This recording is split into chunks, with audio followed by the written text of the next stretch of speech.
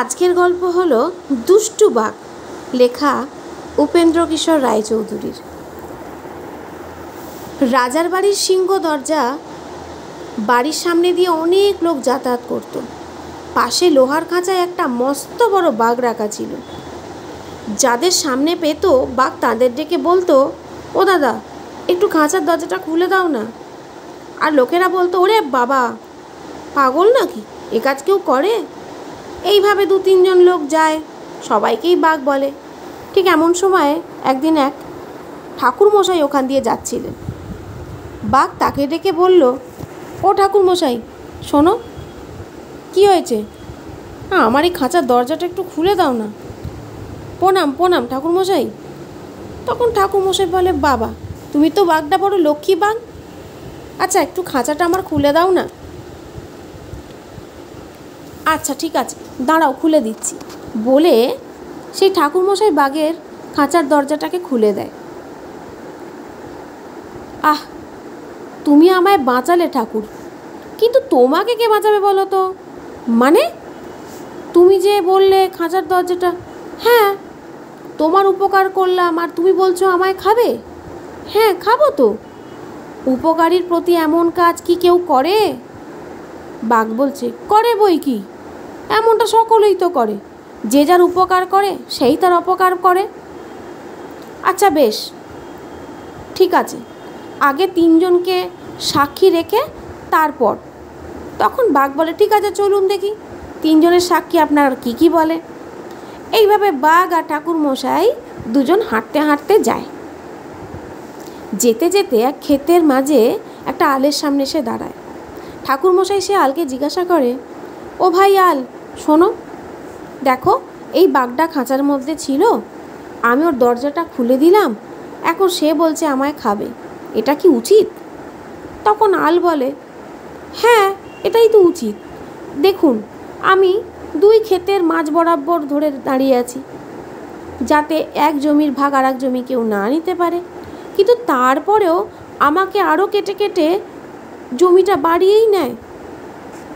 তখন বাঘ বলে, দেখলেন তো কি বলল?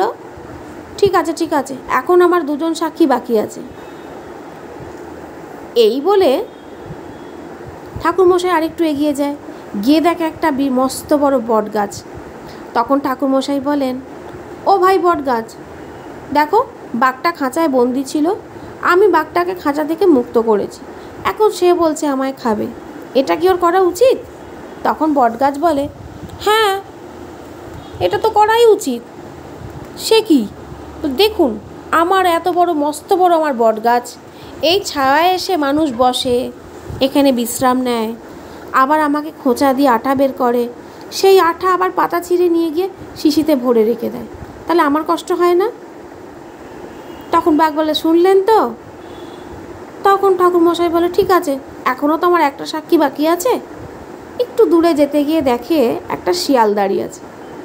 তখন ঠাকুরমশাই শিয়ালকে বলছে, ও শিয়াল পণ্ডিত, ও শিয়াল ভায়া, একটু এদিকে এসো তো, তোমাকে একটা সাক্ষী দিতে হবে। তখন শিয়ালটা শুনে বলে, যাব বাবা, আমি তো কিছু জানি না, তাহলে আমি কি সাক্ষী দেব? বলছে, আহা আমি তো বলছি পুরো ব্যাপারটা, এই বাঘটা একটা খাঁচায় ছিল, তাকে আমি মুক্ত করেছি, এখন সে আমায় বলছে খাবে। তখন শিয়ালটা বলছে, আমি তো কিছু বুঝতেই পারছি না, আমাকে তাহলে পুরো ব্যাপারটা প্রথম থেকে ভাবতে হয়। তখন ঠিক আছে চলুন বলে 3জনে হাঁটতে হাঁটতে সেই খাঁচার সামনে উপস্থিত হলো। বাঘটা বলছে, দেখুন আমি এই খাঁচার মধ্যে ছিলাম, ঠাকুরমশাই আমাকে খাঁচা থেকে বের করেছে, এখন আমি ঠাকুরমশাইকে খাবো। শিয়াল বলছে, আমার মাথায় কিছুই ঢুকছে না, মানে বামুন মশাই এই খাঁচায় বন্দি ছিল আর বাঘটা রাস্তা দিয়ে যাচ্ছিল।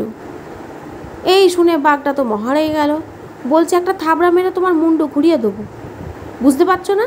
আমি খাঁচায় ছিলাম, ঠাকুরমশাই রাস্তা দিয়ে হেঁটে যাচ্ছিল। শিয়াল পণ্ডিত বলছে, আমি না কিছুই বুঝতে পারছি না, এই খাঁচার মধ্যে কে ছিল? খাঁচার মধ্যে ঠাকুরমশাই বন্দি ছিল। বাঘটা বলছে, না আমি তোমাকে দেখাচ্ছি, দেখো বলে বাঘটা খাঁচায় ঢুকে বলছে, এই যে খাঁচার মধ্যে আমি বন্দি ছিলাম। যেই খাঁচায় ঢুকেছে, শিয়াল পণ্ডিত কী করে, সঙ্গে সঙ্গে খাঁচার বাইরের হুড়কোটাকে টেনে দেয়। তখন বাঘটা বলে, এটা কি হলো?